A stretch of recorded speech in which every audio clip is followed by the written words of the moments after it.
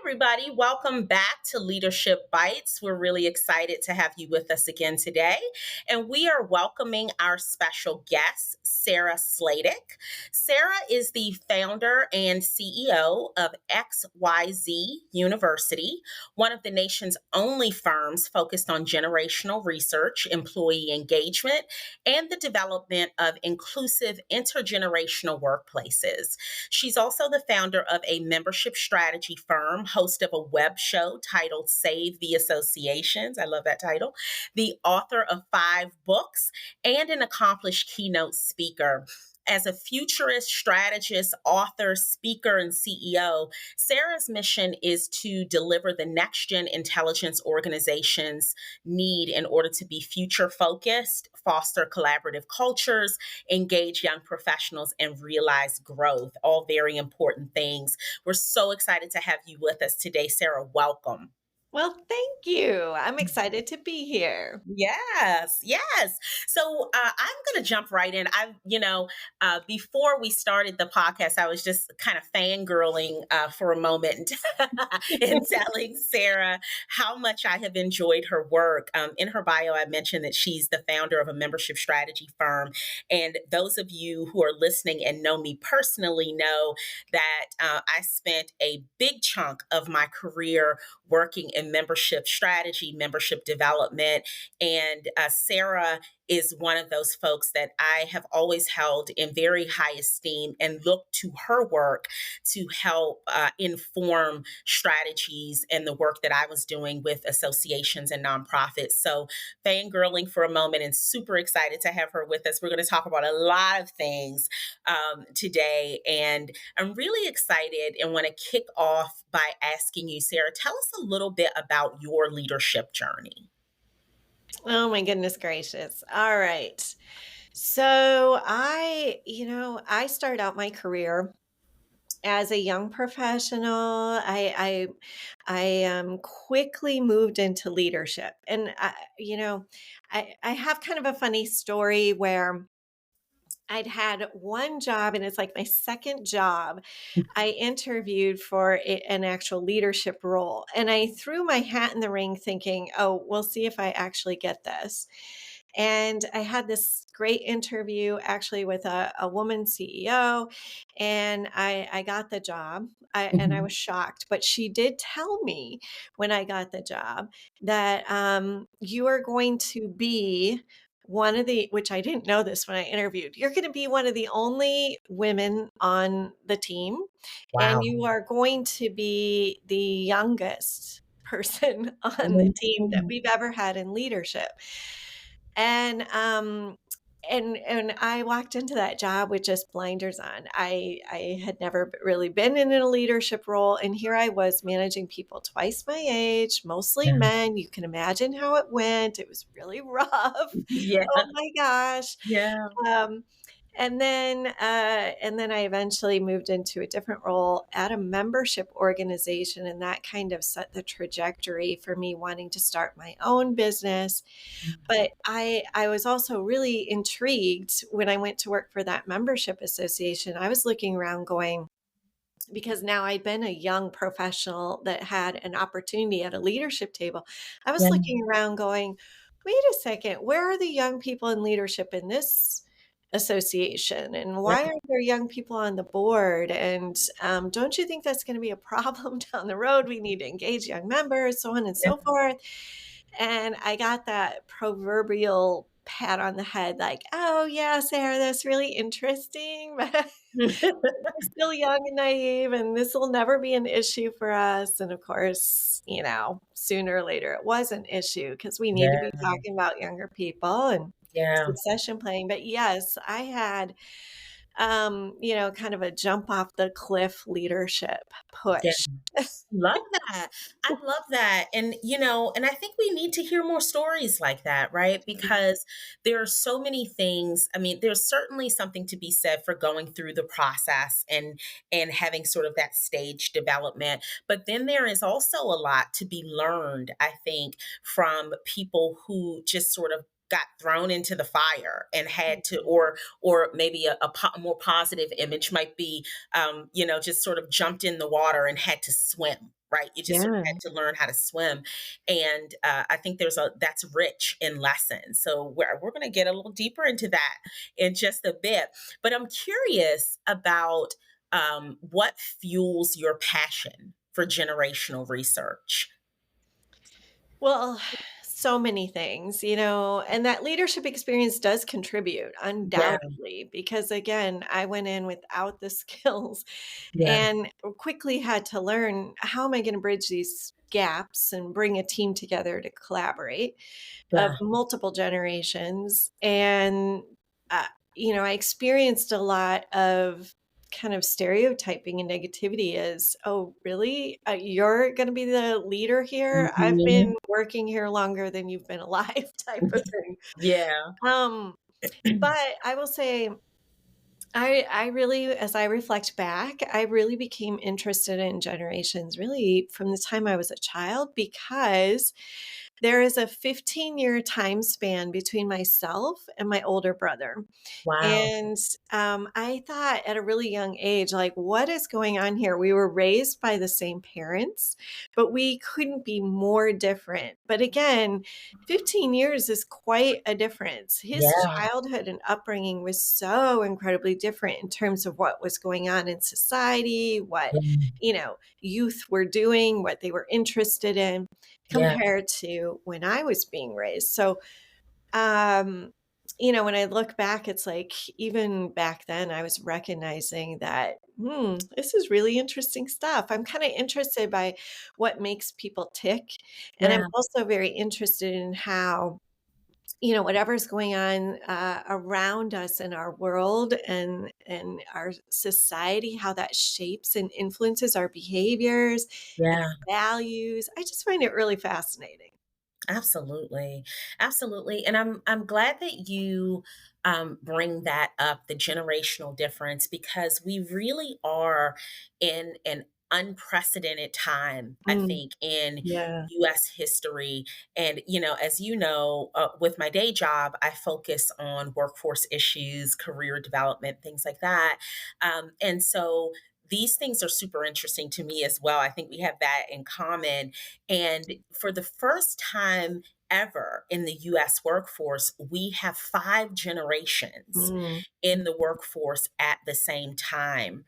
I yeah. am curious in your work, what are you seeing emerge, whether they are challenges or opportunities as a result of that, like having so many different generations in the workforce at the same time? Yeah. Things are kind of crazy, right? Yeah, And it is unprecedented um for a number of reasons. So we are like living through a real interesting time in history right now. yeah, We have people working longer. mhm, We had a whole cohort of people that were the majority of the workforce for 34 years. That was a really long time, the baby boomers. They were yeah, such a large generation, had so many positions of power and influence. For over 3 decades, they were the workforce majority. That's interesting because obviously a lot of organizations got used to certain, like, this is the way we do it. This is what works. And then yeah, you have new generations come in and that's secret sauce. It's not working anymore. yeah, And you got to figure out something else. But also, yes, we're living through this time of incredible technological change, innovation, globalization, all these other factors that are happening that are uniquely shaping each individual. We think back 50 years ago, year in, year out, think life was pretty much the same. Now it's constantly changing. So that's influencing um, all kinds of brain and social development. And it's just kind of, we're in this unique little petri dish right now. yeah, But as far as, what I'm seeing emerge, I think really, for the first time in history, we're seeing hierarchy end. mhm, And I like to say, we've had hierarchy since caveman days. yeah, Um, Ever since the beginning of time, the elder of any given society had all the wisdom and therefore all the power, and everyone would gather around and learn from the elders. Yeah. And, young people were taught to wait your turn, Mm. watch and observe, pay your dues, or, work your way up the ladder, those types of things.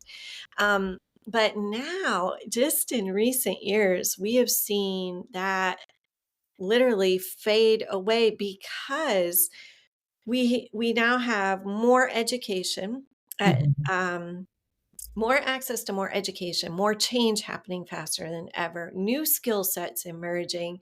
And oh, by the way, we have this huge shift in human capital that's happening. So we are needing new ideas, innovation, younger leaders to step into roles faster than ever before. And we're realizing that, gosh, all of a sudden, every generation has something to learn and something to teach. Yeah. Yeah. It's not just about the elders. It's Mhm. not just about working your way up, and you can't actually have a voice or have power until you're, over 50. Yeah. Now we're realizing there's great insights and Mm. skills that we need to be bringing to the table. We got to rethink how we're Mhm. structuring and defining leadership. Yeah. And I think that's fascinating. Don't Yeah. you? Don't you think Yeah. it's just it's trippy because I still work with a lot of organizations. I'll go in and they'll be like, "No, those people are too young." It's like, no, no, Yeah. you need to rethink Yeah. um, cognitive diversity, Yeah. building, collaboration. We got to totally restructure Yeah. and actually learn that Yeah. leadership, as it was previously defined, is being totally redefined. Oh, love it. Love it. That is so good. That is so good. So, you make a good point there about leadership being redefined.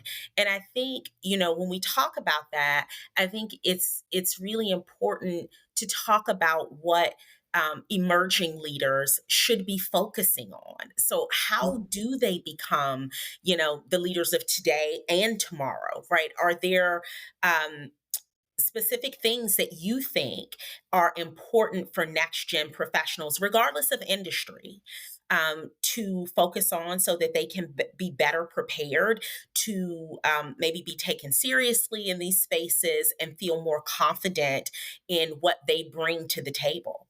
Yeah. In the 1990s, I'm just going to geek out here for a second, but Go, in go, the, go. in the Love it. 1990s, we saw a huge shift in parenting. Hmm. And part of that came alongside evolving technology. Hmm. So all of a sudden, we had greater awareness of what was going on in the world. And let's face it, as awareness increased, so did fear. And so there was this shift in how we parent children. We started to think, gosh, we need to make our children feel safe and secure and happy. And really, that is kind of the crux of this trophy kid mentality that emerged. Let's start appreciating kids, Yeah, rewarding them for participation instead of achievement. yeah. And I think, we kind of hold that over today's youth and young professionals who come into the workplace because, Mhm. again, our workplaces haven't adapted. So Yeah. then I hear a lot of people say, well, young people don't want to work. Young people are so incredibly egocentric. Young people think they're snowflakes. Young people are, you know, Mhm. stereotype, discrimination, discrimination, on and Yeah. on. Yes. Yeah. Um, so I think it's so incredibly important in that lens and that scope, but I don't think a lot of young people recognize that they've been raised differently. But I Wow. think it's important that young people take a moment to recognize that, okay, the world hasn't always moved to this particular rhythm. Yeah. I am going to be going into the workplace. I want them to understand me Mhm. and my unique positioning and opportunities, but I got to do my part to understand them. So Yeah. I'm going to be going in and working with people and trying to impress executives who are used to very hierarchical workplaces, who are used to dress codes, who Yeah. are used to certain behaviors. Hmm. And regrettably, if we're just brutally honest, we're not teaching students today Hmm. skills, workforce skills, and how Yeah. to what to expect in the workplace and how to prepare adequately. Yeah. And that's contributing to some of the gaps. So, for example, I was just talking to an employer the other day, and she said, "Man, this person came in to interview, and and they're wearing their pajamas." Oh, Well, during COVID, you were showing up to school in your pajamas. yeah. So there's some critical education and information that's been missed. So I think young people today would be well served to just do a little bit of self reflection, analysis, research about wait a second, what is Yeah. what are some of those expectations of older generations? How can I meet them in the middle? How can I still be my unique, youthful self and Hmm. still be respectful? And Yeah. I would say the same to an executive. Like, Yeah. pause and just consider the Mhm. disruption that has shaped youth today, and be Yeah. mindful and try to have some grace and understanding. And Yeah. I say the same for every generation. Try to Yeah. understand one another. Put your generational lens on. Yeah, I love that. And because what I'm hearing you say is that we all really need to be more self-aware, right? So we need to understand ourselves and sort of how we came up and what the lenses are that we're looking through, but also practice empathy Yeah. for others and what their experiences might have been, and understand that their experiences were not necessarily wrong. They were Yeah. just different. In Different. some cases, they were wrong. I mean, Yes. let's be, discrimination is wrong, right? So Right. there are some hard lines in the Yes. sand there, but I think what I hear you saying is certainly that empathy is just understanding other vantage points. And I love that. I've seen this campaign on social media recently where the Society for Human Resource Management has been talking about civil conversations and Mhm. generating more civility in the workforce and in the workplace in particular. And I think that's a part of it, really understanding each other and finding ways to bridge gaps. And that I think dovetails with what a lot of what you're saying. So I love that. Yeah. And, earlier when you were talking about your experience, you mentioned that when you stepped into your first leadership role and you began to have this experience, well, I don't know, I don't want to say the first role. I think this was when you transitioned to the membership organization that you began to think about wanting to start your own business and start your own organization. What was the reason for that, right? Like, some people, and I get it because I sort of have that too, where you're just very entrepreneurial, like even in your day job, have a very entrepreneurial focus. But for you, what was it that, you're working in this role and you already started to think about what your next step was going to be and starting your own business? And what specific advice might you give to women who want to lead, whether it's in organizations or even in their own business endeavors?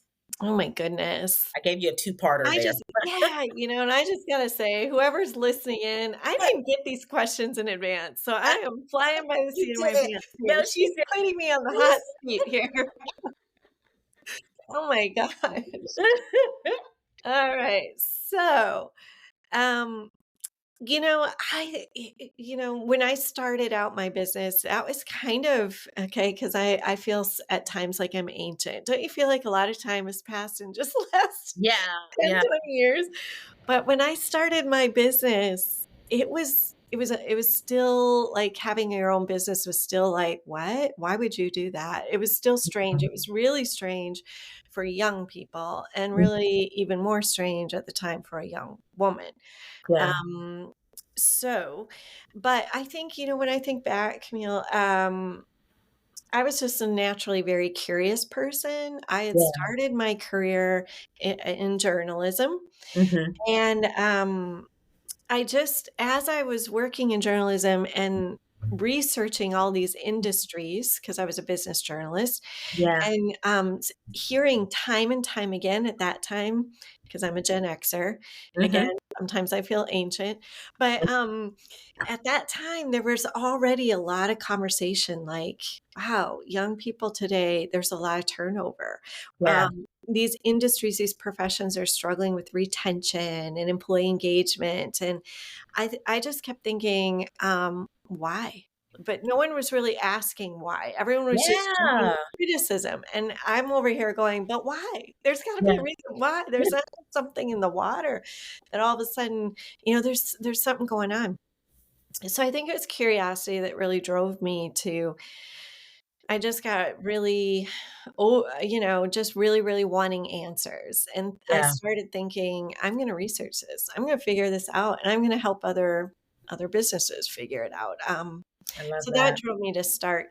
As far as gosh, what was the second question? Advice to young I'm people? sorry. What advice would you give to women who want to become leaders in Mhm. organizations or their own endeavors? Are there specific things that you would, bits of advice that you would get them? Like, how do they prepare Yeah. for that? Oh my gosh. Girl, you gotta have gumption. You've gotta have grit. Yeah. I really think that's number 1. I really do, Yeah. because you're gonna face obstacles. Yeah. You For just sure. are, because there is a lot of I'm just gonna speak bluntly, there's a lot of jerks still out there. There's Yeah. a lot of, people who think you can't do the job. Mhm. It's easier. It's still, despite all of our progress, it's still men tend to be given the benefit of the doubt. You have to prove yourself, Mhm. and work a little harder to be, convincing. I would say you have to have the grit to not give up. Yeah. I think you have to be personable, willing to work with a variety of personalities Yeah. and go with the flow and Yeah. know that there's going to be challenges, but don't let that get you down. I really think that is number one. I think because I have seen really intelligent people Yeah. just just kind of get rolled over, Mhm. and they step to the side, and it's like you gotta have the guts to stay in there. You gotta have the moxie to stay in the game, Yeah. getting back up when you get pushed down. Yeah, yeah, and I was talking with someone recently, and we were talking about that sort of um, and I think maybe some of this was brought about during the pandemic, where people really started thinking more about, and this is, I don't have any research to back this up, but this is just sort of my observation and through conversations in my friend groups and with colleagues and things like that. I think people started thinking a bit more about what it meant to have a little more balance in their life when the lines got blurred, right? Yeah, And sort of home was work and work was home and, all the in between. yeah, They started thinking about that. And I think there was a spike in the thoughts around entrepreneurship.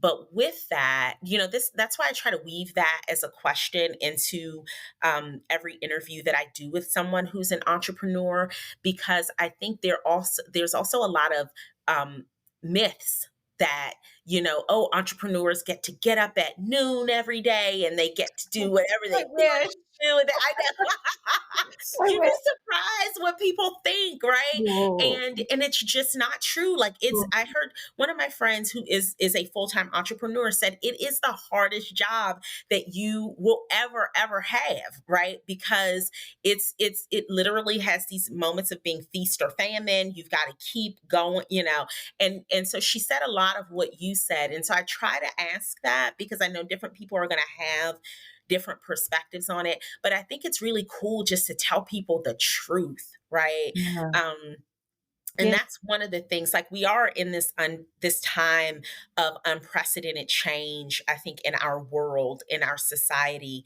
But one of the things that I love about it is that I think people are more willing than ever just to speak the truth. So I love when you said, "Hey, I'm just going to be blunt. I'm just going to tell the truth." Like, we welcome that here, right? Like, we tell the truth, like, lay your hair down, tell it like it is. I love it.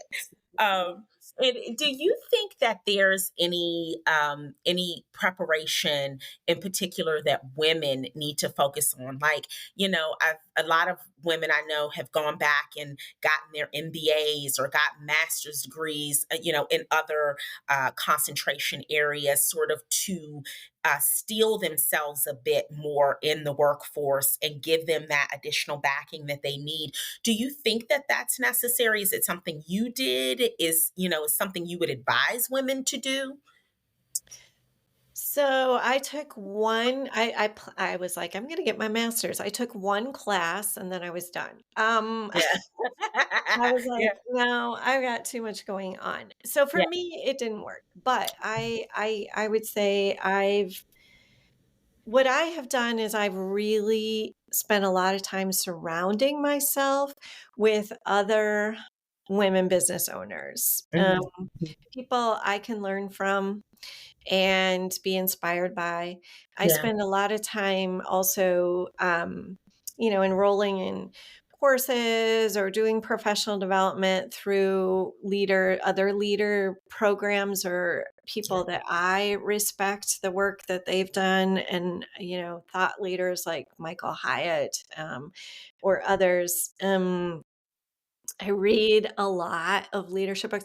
So I guess what I'm saying is that I've kind of created my own little education experience, my Yeah. own incubator. Yeah. And I do think that the network Mhm. is the most important. Yeah. And learning by experience, being willing to, I'm not saying that an MBA is not worth it. I don't know. I didn't Yeah. go that route. Yeah. But I think just being willing to get out there and constantly learn, Yeah. and be in community, I Yeah. for me anyway, that's really, really been effective. Yeah, that's amazing. And networking. You mentioned Yeah, that seems like a big part of what your experience has been. yeah, And I agree that that's important. There is actually, research that supports that, you are only effective to a point as your network, right? Like the yeah. people you surround yourselves with. And I'm curious what tips you have for any professional, but in particular young professionals around networking. How do you advise people to network effectively? It's such a big barrier for people sometimes. Like it can I be know. scary, you I know? know, and it doesn't have to be scary. I feel like, um for me, and again, maybe this is my journalism background, but I started out just simply going and couching it as when I was a young professional, I was couching it as I would like to interview you to learn a little bit more about what you do and how you got here. Yeah. Not any different than what you and I are doing right Yeah. now, having those conversations to Yeah. learn from people's experiences. And then I would always end the conversation because people love to talk about themselves, let's be Mhm. honest, and they're open usually to an informational interview. Can you Yeah. just meet me for coffee or can we do something very low key? I would just Mhm. love to learn because I'm starting my career out. And Mhm. then I would always end the conversation. Is there someone else you recommend I talk to? Oh, that's Or good. any other resources or follow up opportunities? And Mm. it's amazing. If you could just do that all forever on continuum, because people always have someone else to refer you to, Yeah. and that inevitably leads to opportunities. Yeah. But And so again, I think staying curious, but I also think it's okay. Like podcasting is a great way to meet people, Yeah, and serve others by bringing great information, yeah, but also finding what it is that you're really passionate about and good at and staying visible with that. I think yeah, that too, whether you're doing your own, again, podcasts, you're writing books, you're giving speeches or hosting workshops or doing something in community with other people doing workshops or something. yeah. Um, that helps to add credibility when you're a young person, but guess what? You're also learning and you're serving other people. So win, win, win, win, win. I love it. I love it. And I think that's great. Just sort of finding your niche is so important. Yeah, And and I love that we're in this time where there are so many options, right? There's so many yeah, options. Yeah, very cool. So I'm going to circle back and talk about your this focuses on your work with XYZ University, but also um, your work in membership strategy, yeah, which is near and dear to my heart still. yeah. Um, so and I shared with you before, I've spent probably 18 years of my career working with associations and nonprofits on developing programs, but also specifically around membership development. Mhm. And I will preface that by saying I started my first job in an association was at 18 years old, so it was very young, right? Wow. Yeah, I found it through a college career center. That's a whole we could talk at length about that experience and Yeah, being young in the workplace mhm, too. That was a whole thing back then yeah, too. But one consistent challenge, or some might say opportunity, however you want to phrase it, that I encountered all of that time in membership was about how to engage early career or young professionals, right? Across the associations. It didn't matter the industry, it didn't matter, like at the size of the organization. That was always, it seemed to be always a challenge for people and for organizations. What are groups not doing, right? What are they missing that this is a consistent challenge? Is it something that they're missing? And what advice would you give organization leaders who might be listening to this podcast around how to get started with that mhm, engagement and how to keep it going? mhm. That is such a great question, and we could talk about this for hours. I Yeah. could talk about I, this for hours. yes. So I'm gonna try to distill it down to a couple key things. But, Mhm.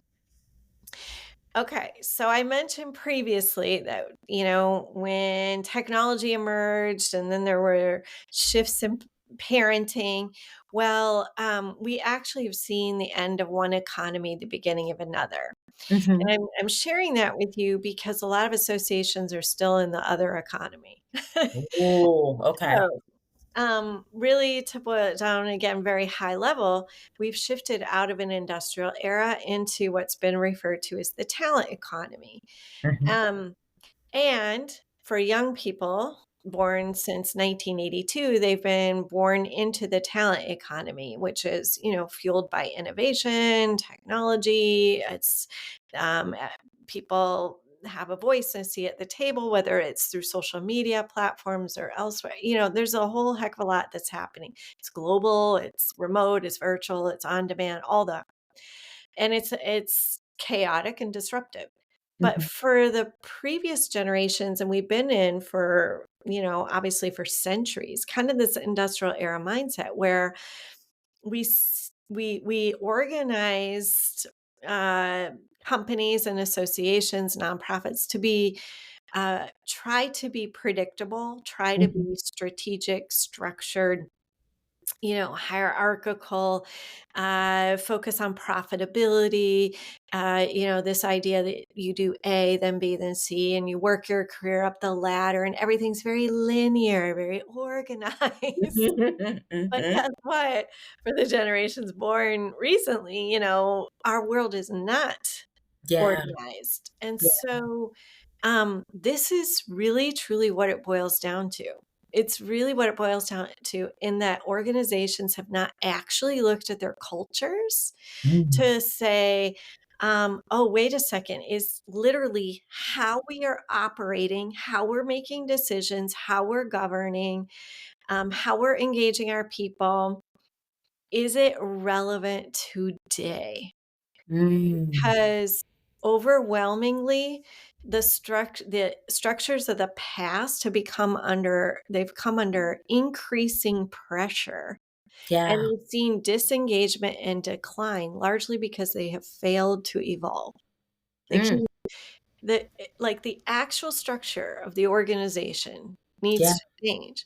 Yeah. So, like I had mentioned earlier, we need to stop fixating on hierarchies and seniority and all that. We need to be more collaborative in our approaches. That's just one example. When you really think and dive into organizational structures, they tend to be very department focused, very siloed, there's a lot of, whether visible or not, there's a lot of lines, right? Yeah.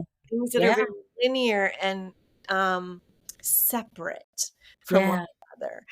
Yeah. And that model isn't working. So as a result, you have Mm. young people come walking in and they Mhm. go, huh, this really doesn't make any sense to me. Because Yeah. again, this isn't the world they've been raised in. So they've literally learned to work, team build very differently, communicate very differently.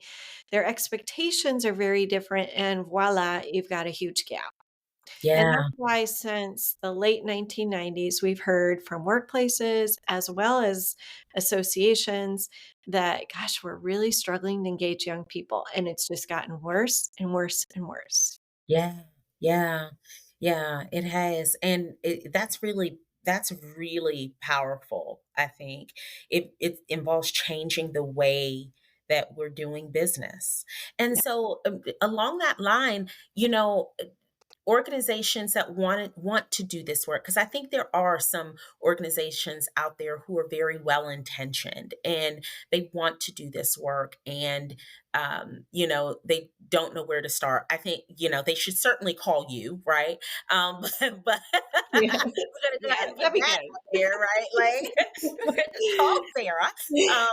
But other things to do also. Should they be bringing their young professionals to the Yes. table? Yes. Yes, and Yeah. saying, what are we missing?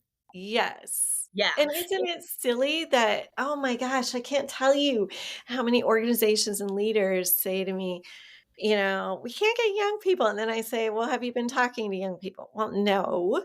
Like, Mm. or I have someone in this age group, my child or my niece or nephew or whatever, and I think this is what they would want. Why are you guessing? Just ask. I don't understand. But, it's so funny. A few weeks ago, I sat down for a chat with Jess O'Connell, who's the co-founder and CEO of a company called Newco Strategies, and they focus across the spectrum. They do work with political organizations, nonprofits, etc.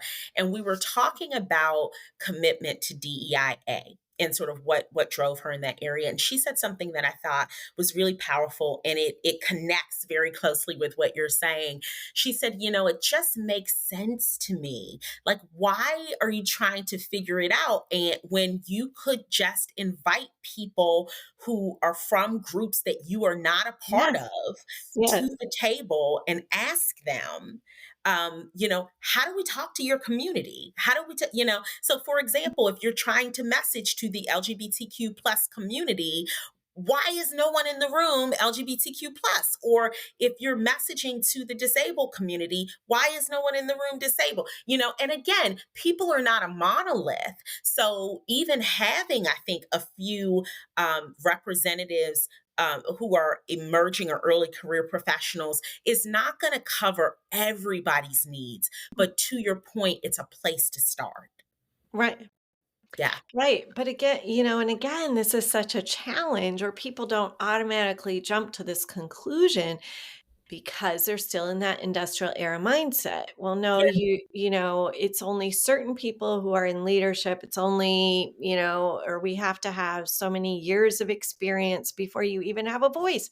Yeah. And that's not the world we're living in anymore because change and disruption and all the things.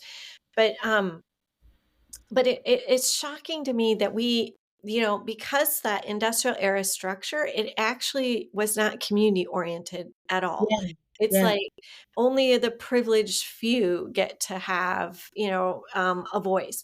And now we're recognizing that, wait a second, we got to rethink how we Yeah. lead, how we team build, how we community build, Yeah. and we have to break down quite literally these walls that divide us and Yeah.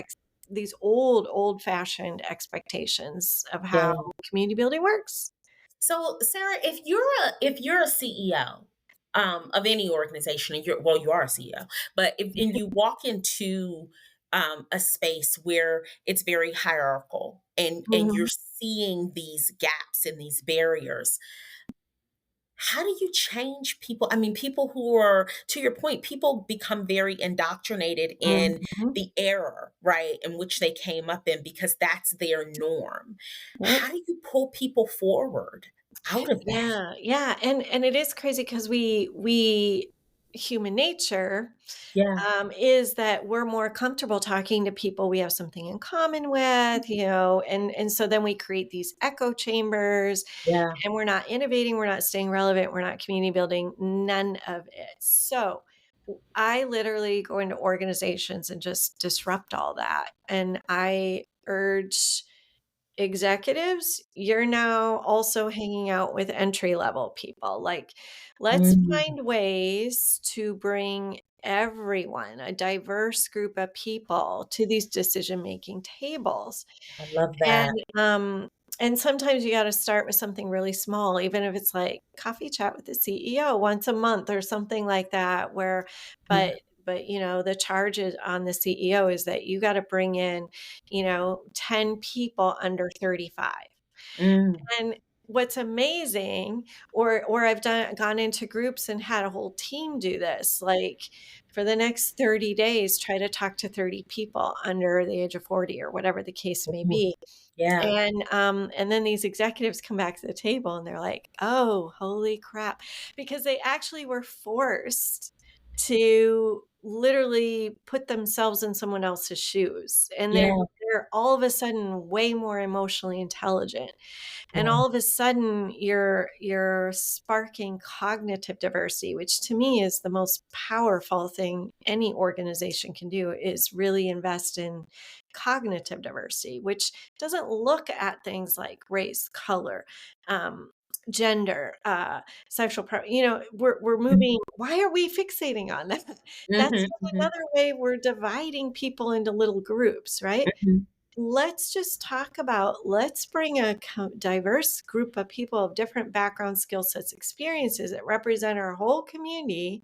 Let's yeah, get in the practice of bringing them all together to yeah, co-collaborate and yeah, co-innovate and work together on yeah, creating the community we want or the company we want together. It shouldn't yeah, be reliant on one person at the helm yeah, or a board of people who are all the same age. No yeah, wonder we're becoming irrelevant.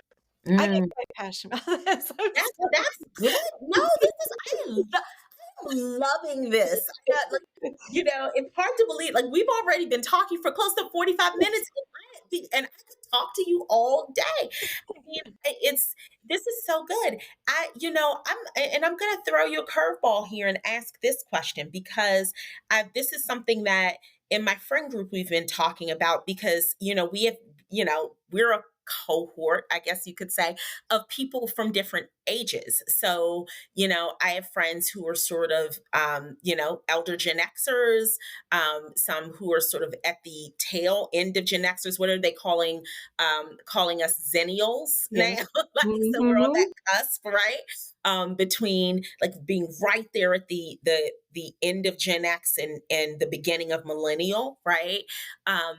And then millennials and some who are now Gen Z, and the conversations have become about creating space for each other.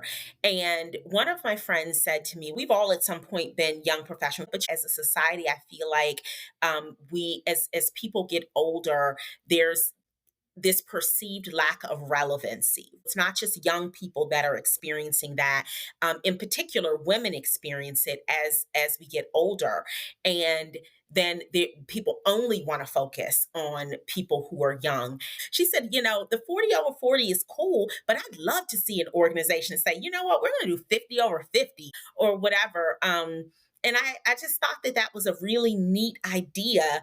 And it made me think about, with all these generations in the workforce at the same time, how are we going to create space for each other? Like, bring young people to the table, but also don't forget Gen Xers or elder millennial who are just now getting a seat at the table because baby boomers are starting to retire. So they're just coming into this space too, right? They Yeah. haven't always been there.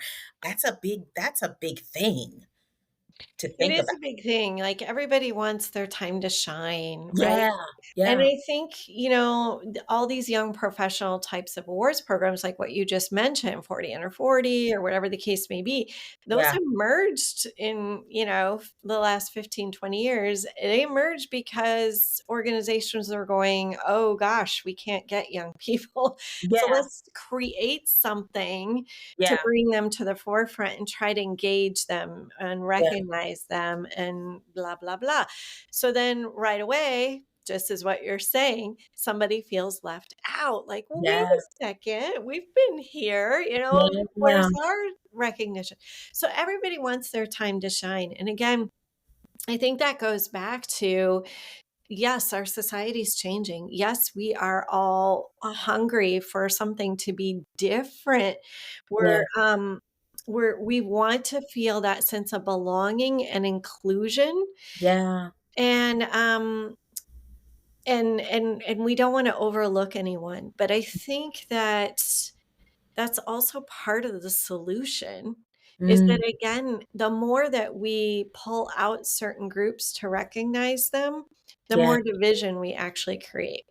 And Ah. then we have these tugs of war. Well, it's Yeah. not fair, they get a 40 and a 40, or it's not fair, whatever.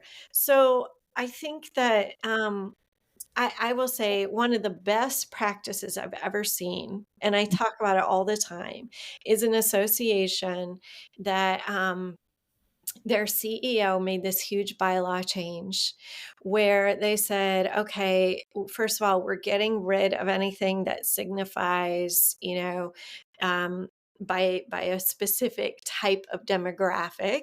We're Mm. just going to be a community, and we're going to make an effort to recognize everyone in our community. Yeah. But also, we're going to start mandating that any decision making table, whether that's a board or committee, a task force, whatever, if people are gathering to make a decision, we're going to mandate that at least 30% of the people at that table have to be within their first 5 years of the career. And Yeah. for them, that made the most sense for the 5 year mark. For other professions, industries, it might be the first 10 years or whatever. But Yeah. the point being, we are going to be intentional about how we act as a community. And that means making room for all types of voices at all tables. We're Yeah. not going to be an echo chamber. And Yeah. we're going to make sure that we're constantly practicing inclusion. And if for right now that means a bylaw change, that's what it means, because we're going to stand by this and prioritize it. And Yeah. I just think that's amazing, because it's not enough to say, yes, we have one young person on our board. You know, Yeah. give Yeah. me a break. That one young person, the first time they raise their hand and someone goes, yeah, no, we've always done it this way, they're right away going to clam up and say, oh, never mind. I'm just not going to speak anymore. It doesn't work. You have to have a group. You have to be intentional about bringing groups Yeah. together. Yeah. And I really think there's beautiful, amazing things that happen. Like all ships rise with the tide, right? Yes, yes. And I love that. And I love the point that you made about these programs um being well intentioned, and Mhm. that they arose out of a need. And I think that's an important. I'm going to circle back with my friend and say, I actually on the podcast we talked about, because I had because I Yeah. hadn't thought about that, right? And I was a little bit surprised when we had that conversation, that she was feeling that way, right? That it was that thought was there, but it makes sense because there is, like, again, we've got all these generations crammed into the workforce, and it is sort of this thing where Gen Xers have become almost forgotten. I've seen Uh, charts it's where true. people jump It's straight true. from the baby boomers to millennials, and I it's like, know. wait, you left A out. whole population of people is Yeah, just poof, gone. We're I on know. some island. I want to say that's like 33% of the workforce right now, Yeah, right? Like, I yeah, think it's millennials are crazy. 35%, but Gen Xers are still 33% of the workforce. Yeah, So I was surprised to hear that, but it made sense to me when she started talking about the rationale. But I love what you lifted, that it's well intentioned, right? It's all it well is. intentioned, It and I think is. I think it's a lovely thing to create space for everyone. But we do need, I think, as a workforce, to start reimagining what inclusion looks like, and Yeah. what creating spaces for people looks like. So I love that. I could go on about that Mhm. for days. Oh, It's so I fun. could too. And I Yeah, will just say, just real quick, I just received this recognition as a woman, yeah, woman advancing associations or something like that. And yeah, initially I was like, that's really cool. And yeah, then I kind of had this feeling like, gosh, are we just we that also tells me that we have to be super intentional about recognizing women because not enough women are being recognized. yeah, And that also kind of makes me feel sad and crappy. You know yeah, what I mean? It's yeah, bittersweet. And so, yes, for far too long, we did not recognize yeah, many people beyond the, C-suite, which was predominantly white males. And so there has been more effort and the intention is right and it's in the right place and we need to be. yeah, But it also, the more we divide, that the less we think about real change and being yeah, really inclusive. yeah. I love that. I love that. Such a good point to lift. I love this conversation. So Sarah, I know we could go on forever, but I definitely want to be respectful of the fact that we're approaching our hour Yep. together. And so I'd love for you to talk a little bit about, what's next for XYZ University. What's next for you in your work? And is there anything that you're working on that you would like our listeners to know about, to be on the lookout for, any of that? Yeah. So, I have a brand new book that's out, Member Shift, Yeah. Why Members Leave and the Strategies Proven to Bring Them Back. So, that's hot off the press. I think in your intro you said 5 books. I'm up to 6. So All right. that's a good thing. So Yeah. that's kind of exciting. And as a result of that, as well as some of the previous books and information, we're in the process of building out a course library so Mhm. that people can have access to some of this great information, some of which I've shared here. Yeah. And of course, one other thing we're working on is we're starting to turn our attention ever so slightly, but starting to turn our attention to Generation Alpha, which I hate that name. I just have to say, whoever named that generation, whatever. Yeah. But, it's all about keeping an eye towards the future. Yes. That's a big part of our work. And I'm a strong believer in trickle up effect, that idea that the trends and momentum tend to start with the younger generations, eventually trickle up, influence the masses. Yeah. So we want to be well informed and paying attention to, okay, what are kids today? Mhm. What are they tuning into? What are they doing? What behaviors are likely to trickle up and influence all of us? And it's important and powerful to keep that eye to the future always. So we're also doing that. I love it. And so, Sarah, if you're doing a lot of great work, if people want to get in contact with you, if they want to find you and engage your company with some projects, how do they find you? Yeah. You can check out xyzuniversity.com, Mhm. or I also hang out at sarahsladek.com, and you can shoot me an email at hello at Sarah with an H, Sladek, SLADEK.com. All right. Thank you so much, Sarah. It has been a pleasure talking with you today, and I'm sure we'll be talking more in the future. But it's just been just tremendous. I've enjoyed it very much. Oh, I have too, Camille. Let's do this again sometime. Yes, Yeah, it was absolutely. fun. Absolutely. Thank you so much for being with us today. And listeners, thank you for joining us today as well. We hope you've enjoyed the interview, and we'll see you next time.